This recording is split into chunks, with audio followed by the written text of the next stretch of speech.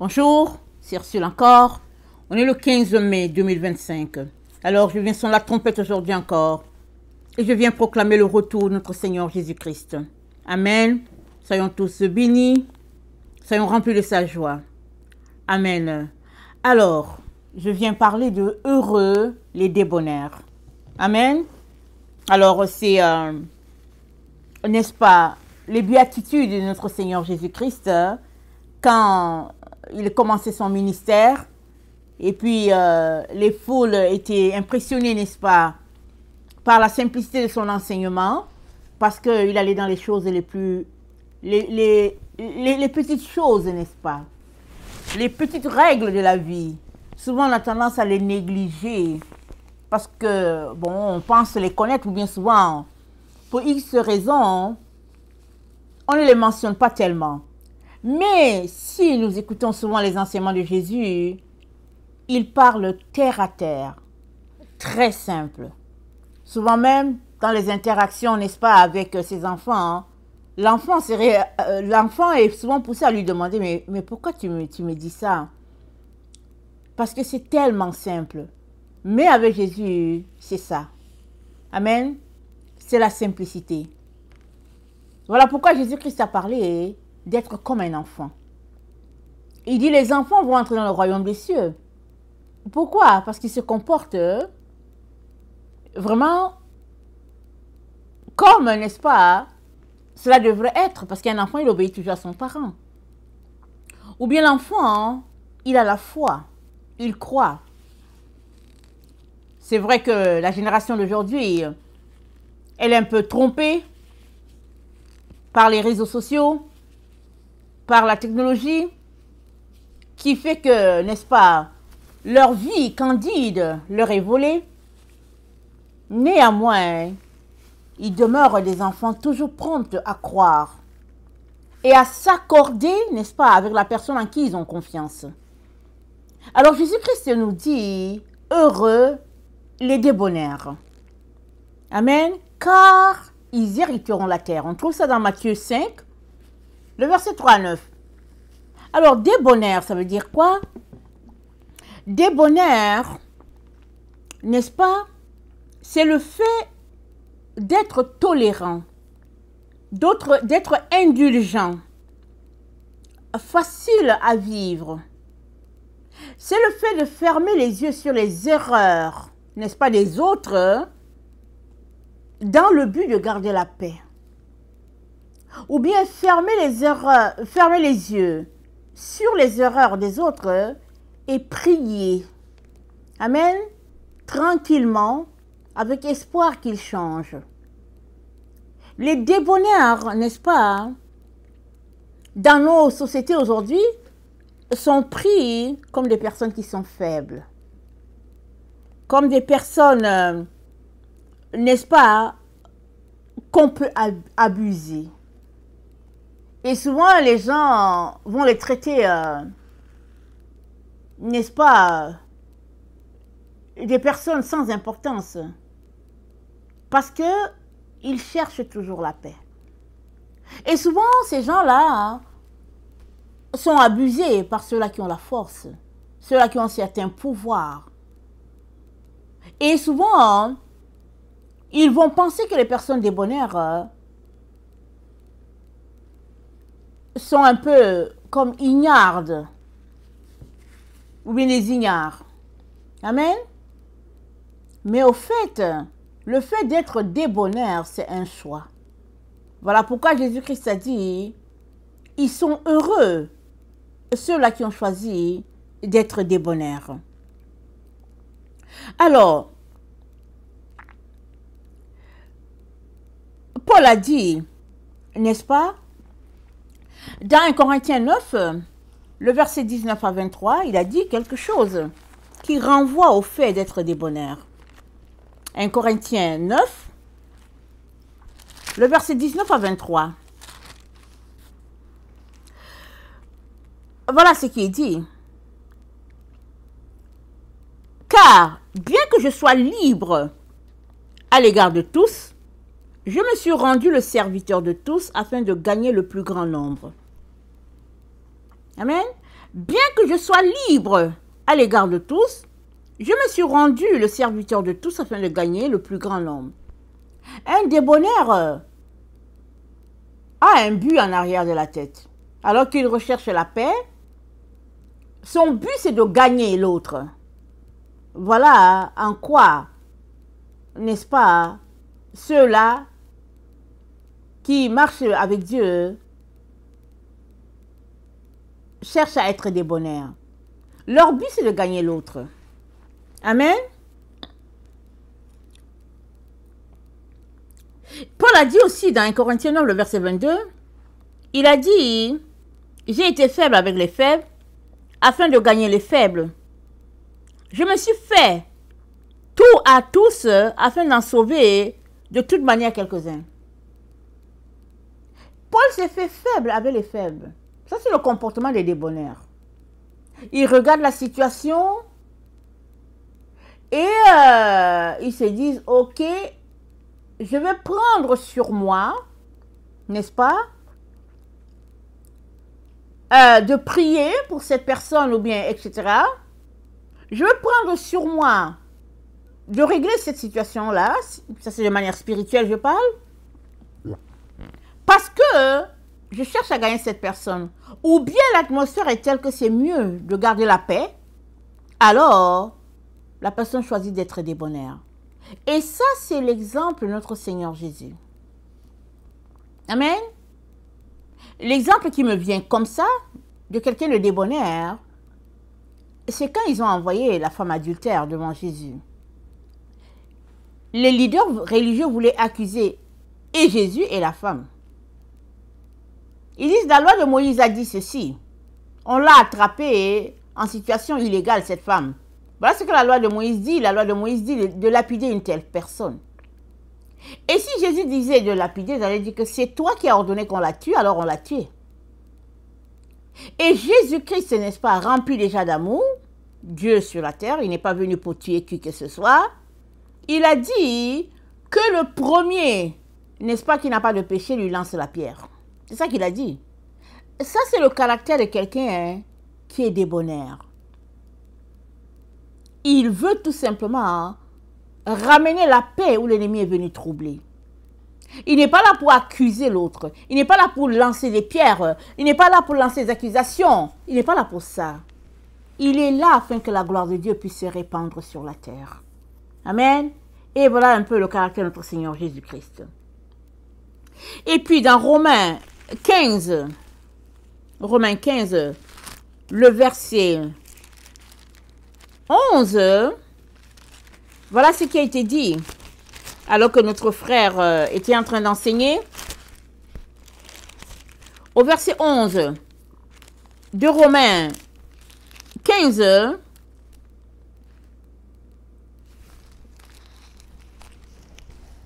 il a dit, et encore, louez le Seigneur, vous toutes les nations, célébrez-le, vous tous les peuples. Attendez.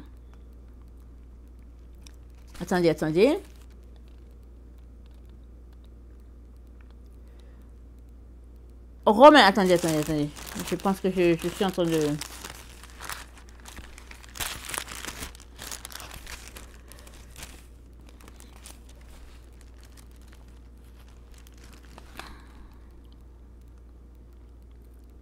C'est Romains 5, le verset 11, c'est dit, non seulement, mais encore, nous nous glorifions en Dieu, car notre Seigneur Jésus-Christ, par qui maintenant nous avons obtenu la réconciliation.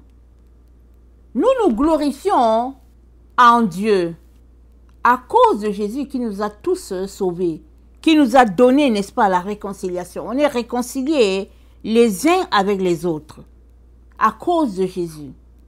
Voilà l'importance d'être encore débonnaire. Parce qu'on se rend compte que, tiens, ce n'est pas par notre mérite, mais c'est à cause de ce que Jésus-Christ a fait. Par sa mort, sa résurrection, il a ôté la mort, il nous a donné la vie et il nous a appelés à vivre réconciliés avec le Père et réconciliés les uns avec les autres. Amen. Voilà ce que notre Seigneur Jésus-Christ a fait. un grand sujet de louange vis-à-vis de notre Père et notre Dieu. Et suite à ce qu'il a fait, notre Seigneur nous appelle à vivre en harmonie les uns avec les autres, sans se lancer les pierres, sans s'écraser. Et au verset 2 de Romains 15, c'est dit que chacun de nous complaise au prochain pour ce qui est bien en vue de l'édification. Car Christ ne s'est point complu en lui-même, mais selon qu'il est écrit, les outrages de ceux qui m'insultent sont tombés sur moi. Christ, n'est-ce pas? Romains 15, verset 3, c'est dit, Christ ne s'est point complu en lui-même. Il ne s'est pas arrêté pour considérer ses intérêts. Pour dire, moi je n'ai rien fait, et puis bon, eux, ils se comportent comme ci, comme ça. Jésus-Christ n'a pas fait ça. C'est dit qu'il a dit que les outrages de ceux qui m'insultent retombent sur moi. Et Paul, ayant été appelé par notre Seigneur, a compris, n'est-ce pas, cette vérité-là. Et il dit, je me suis fait tout en tous afin de gagner, n'est-ce pas, le plus grand nombre pour Christ. Je me suis fait tout en tous afin de gagner le plus faible.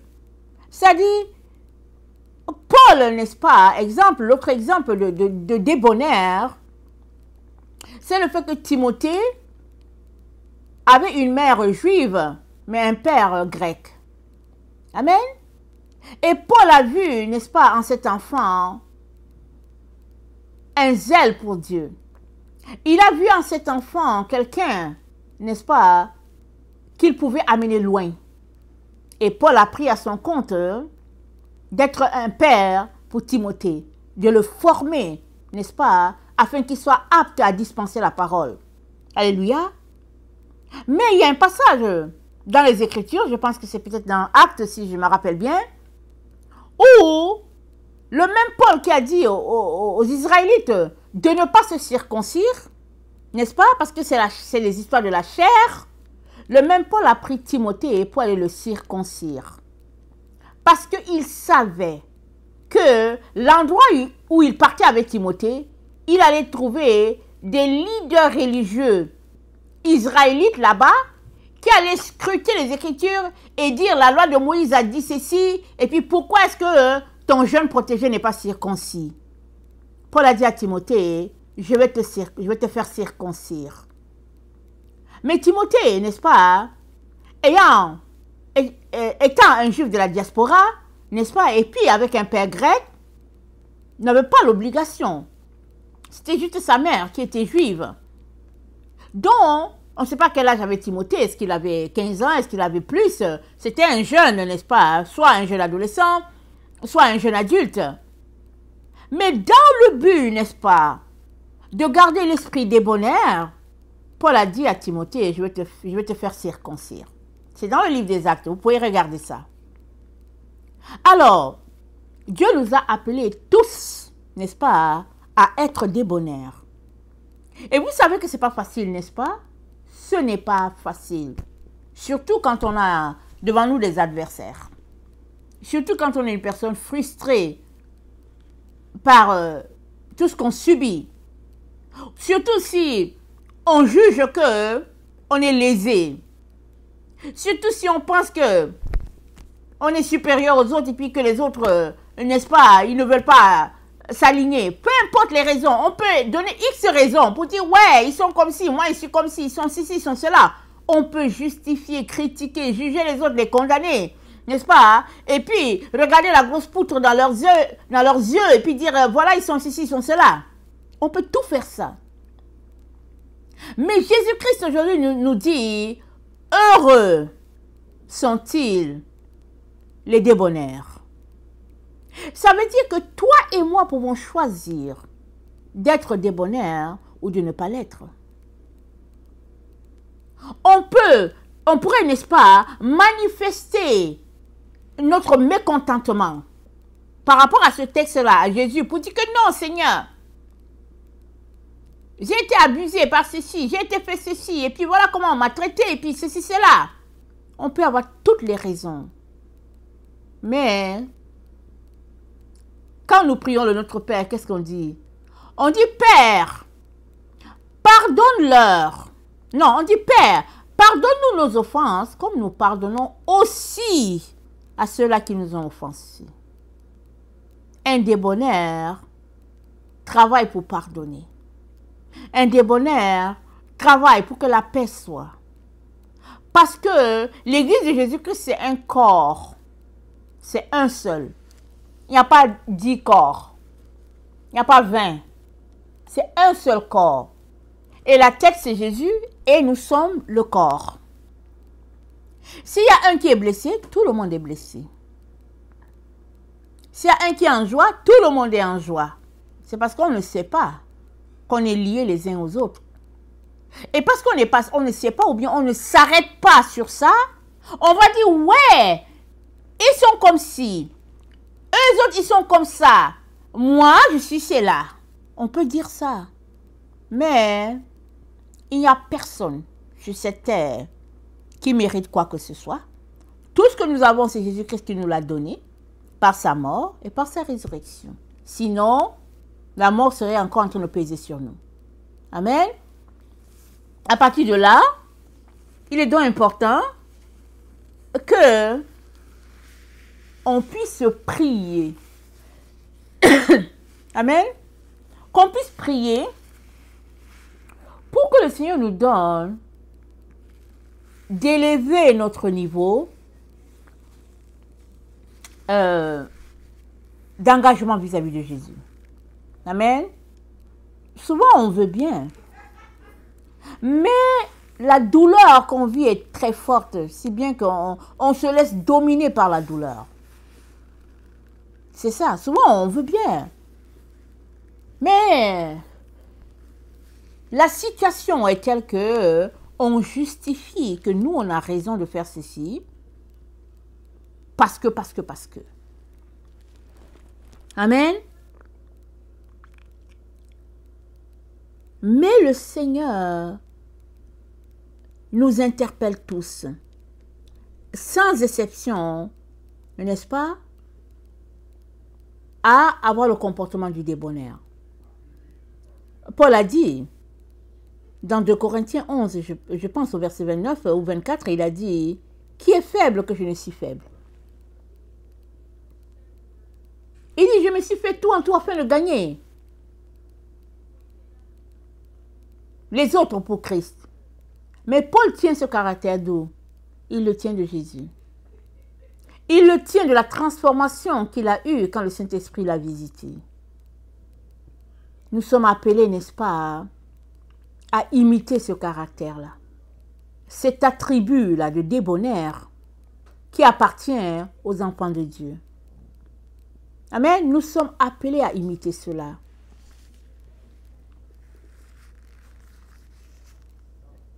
Que cela nous serve d'exemple. Et nous sommes aussi appelés et encouragés, n'est-ce pas, à chercher non pas notre intérêt, mais l'intérêt de l'autre. Dans 1 Corinthiens 10, 1 Corinthiens 10, au verset 33, 1 Corinthiens 10, le verset 33, voilà ce qui est dit.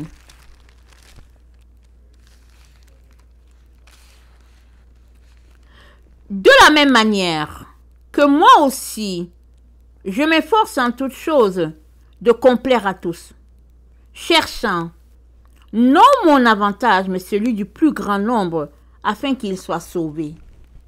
Amen. Paul dit, lui ne cherche pas son avantage. Ce fut pareil pour notre Seigneur Jésus, qui n'a pas cherché, n'est-ce pas, son avantage. Mais tout ce qu'il voulait, c'est faire la volonté de Dieu. C'est bien que il s'est fait passer pour un brigand. Les gens ont dit qu'il était brigand. Voilà, ils l'ont traité de la manière la plus pire. Et puis la Bible dit, il n'a point ouvert la bouche. Comme une brebis muette devant ceux-là qui la tondent. C'était ça. plus petite, je disais, mais moi, je ne sais pas pourquoi le Seigneur n'a pas fait quelque chose de plus grand pour prouver que Jésus n'avait rien fait. Amen. Quand j'étais plus petite, c'est comme ça que je raisonnais. J'étais troublée par cette histoire-là qui faisait que il était accusé inutilement. Amen. J'étais troublée. Mais au fait, même étant adulte, je ne comprenais pas plus. Mais c'est récemment que l'Esprit de Dieu m'a donné de saisir que ce n'est pas le fait d'avoir raison. Ce n'est pas le fait de dire je suis juste, parce que nul n'est juste, nul n'a raison.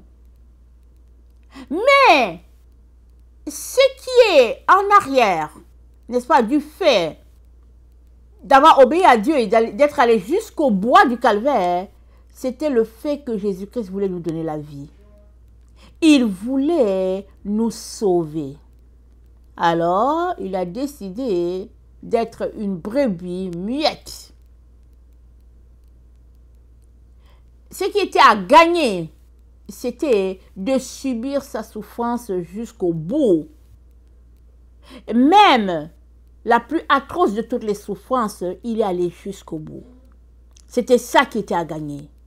Afin que toi et moi, aujourd'hui, nous soyons appelés fils de Dieu, libérés de l'esclavage et du péché, libérés du poids de la mort. Amen. Affranchis à jamais pour l'éternité. Et maintenant que nous sommes enfants de Dieu, il est aussi temps que nous puissions nous armer du même esprit. L'esprit du débonnaire. Amen. L'esprit du débonnaire, c'est un attribut de notre Dieu. Notre Seigneur l'a démontré, on l'a vu dans la vie, n'est-ce pas, de plusieurs apôtres. Mais ce qui se passe avec notre génération, c'est qu'on se dit, c'était les apôtres. Jésus-Christ était avec eux. Ils avaient une dose de Saint-Esprit. On peut s'asseoir et donner toutes sortes de raisons pour justifier pourquoi on n'agit pas comme eux. Amen. Mais au fait, leur foi n'est pas différente de la nôtre. Amen. Leur foi n'est pas différente de la nôtre. Parce que Dieu ne fait acception de personne. Aussi, parce qu'il n'y a pas deux dieux, deux églises, deux Saint-Esprit. C'est dit, n'est-ce pas, dans Éphésiens 2, c'est dit au verset 3, « Nous tous aussi, nous étions de leur nombre. Nous vivions autrefois selon les convoitises de notre chair, accomplissant les volontés de la chair et de nos pensées, et nous étions par nature des enfants de colère, comme les autres. » On était des enfants de colère. Amen. On voulait se venger. On dit non, mais elle m'a fait ceci, elle va voir, je vais le lui montrer. Je vais lui montrer que ce n'est pas bien ce qu'elle a fait. Il m'a fait ceci, ok, je lui garde une dent, on va voir ça. Ça, c'est être des enfants de colère. Mais, Éphésiens 2, verset 4. Mais Dieu qui est riche en miséricorde, à cause du grand amour dont il nous a aimés, nous qui étions morts par nos offenses, nous a rendu la vie avec Christ. C'est par grâce que vous êtes sauvés. Il nous a ressuscités ensemble et nous a fait asseoir ensemble dans les lieux célestes en Jésus-Christ, afin de montrer dans les siècles à venir l'infinie richesse de sa grâce par sa bonté envers nous en Jésus-Christ. Car c'est par la grâce que vous êtes sauvés par le moyen de la foi, et cela ne vient point de vous, et c'est le don de Dieu. Ce n'est point par les œuvres, afin que personne ne se glorifie. Car nous sommes son ouvrage. Amen. Afin que personne ne se glorifie. Il l'a fait pour nous. Nous étions des enfants de colère. Maintenant, Christ nous a délivré de la colère. Alors, à nous de choisir, n'est-ce pas, de laisser tout ça et d'embrasser la voie, n'est-ce pas, de la paix. Parce que notre Dieu nous a donné la paix. Il nous a rendu des personnes débonnaires. Excusez-moi. Amen. Éphésiens 2, le verset 14.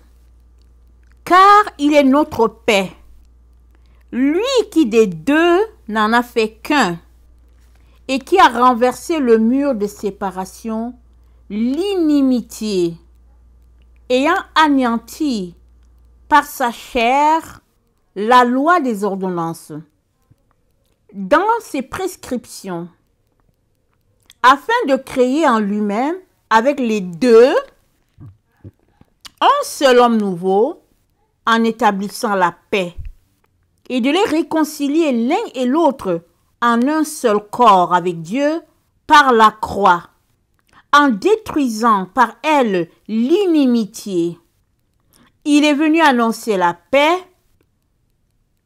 à vous qui étiez loin et la paix à ceux qui étaient près, car par lui nous avons les uns et les autres accès auprès du Père dans un même esprit. Alors, dans ce verset, il y a 4 versets. Je ne sais pas combien de fois il y a le mot Père, juste dans 4 versets. Dans le verset 14, n'est-ce pas, il y a le mot paix. Dans le verset, n'est-ce pas, 15, il y a le mot paix. Dans le verset 17, il y a 2 fois le mot paix. Mais maintenant, dans le verset, n'est-ce pas, 14, il y a une fois le mot paix, mais il y a aussi son synonyme. Il a renversé le mur de séparation. Dans, n'est-ce pas, le verset 15, il n'y a pas le mot paix, mais c'est dit qu'il a fait de 2 hommes un seul homme. Et dans le verset 16, il n'y a pas le mot paix, mais c'est dit qu'il a réconcilié l'un avec les autres. C'est-à-dire, dans 4 versets, c'est rempli de paix, de mots paix et de synonymes de paix. Pour que toi et moi saisissions que